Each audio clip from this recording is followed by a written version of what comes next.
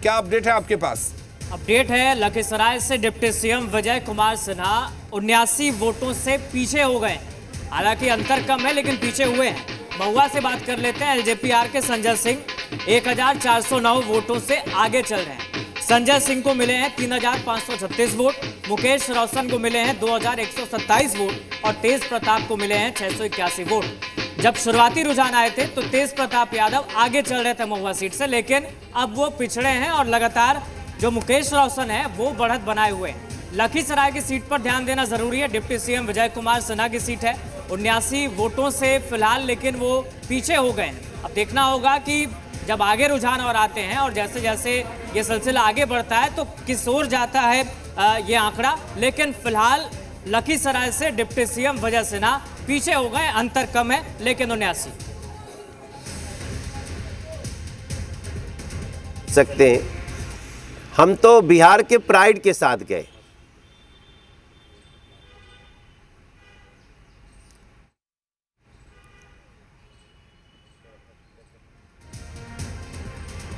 हाँ,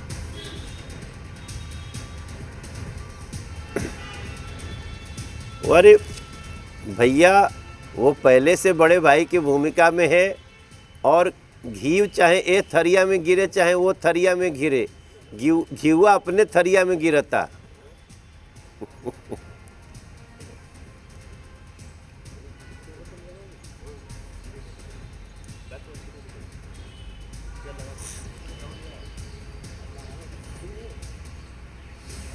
संजय त्रिपाठी जुड़े हुए। संजय शोभना त्रिपाठी जी, मेरा मानना है संजय त्रिपाठी जी आपसे सवाल ये कि डिप्टी सीएम पीछे चल रहा है। जिस दिन मतदान हो रहा था उस दिन काफी गहमा गहमी रही, हॉट टॉक भी आया था सामने, और वहां पर क्या कहेंगे उस सीट के बारे में?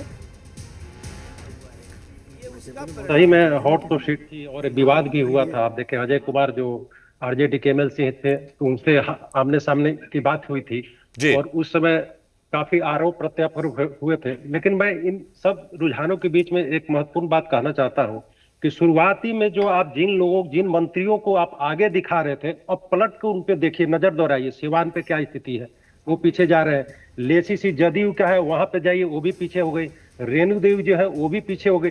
तो अभी जो रुझान थोड़ा सा जो इधर उधर होगा, जो अभी जो फिलहाल जो फासला अभी दिखाया जा रहा है उसमें थोड़ा सा अंतर थोड़ा सा कम आएगा। लेकिन संजय जी ये जो दो सीटें हैं, एक तो लखीसराय जहां से विजय सिन्हा पीछे हैं और महुआ जहां पर तेज प्रताप यादव 1000 वोट भी नहीं मिला है अभी तक, वो तीसरे नंबर पर है। दोनों सीटों के बारे में क्या कहेंगे? देखिए, महुआ की जहां तक बात हो रही थी, एक तो महुआ में जैसे रोशन आरजेडी के अभी कैंडिडेट है और उनके पक्ष में जो है तेजस्वी यादव जो मुख्यमंत्री के कैंडिडेट है अभी महागठबंधन की तरफ से, तो जो दोनों का प्रचार जो था ना वो बहुत तरह का एक महत्वपूर्ण भूमिका निभाया है। उन्होंने मुख्यमंत्री का एक तरह से चेहरा दिखाया है और महुआ में यही हुआ है कि हम बनेंगे तो मुख्यमंत्री बनेंगे और तेज प्रताप का कहीं हैसियत नहीं रहेगा।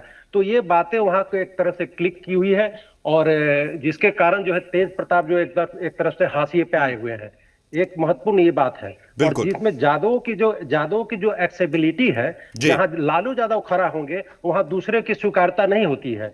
यही बात जो आप दानापुर में आई है, दानापुर में भी यही बातें हो रही है।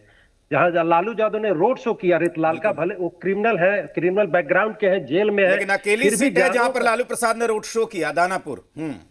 जी क्योंकि संजय जी रोकना चाहेंगे, देखिए कुछ खबरें लगातार गिर रही हैं, वो भी हम अपने दर्शकों को बता दें।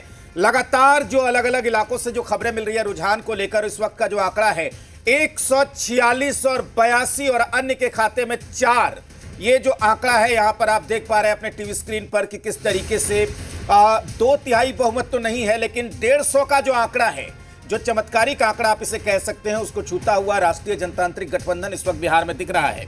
नालंदा में दूसरे राउंड के बाद अस्थावा विधानसभा से जेडीयू के प्रत्याशी डॉक्टर जितेंद्र आरजेडी के रवि रंजन से तकरीबन 3500 वोटों से आगे चल रहे हैं। बिल्कुल।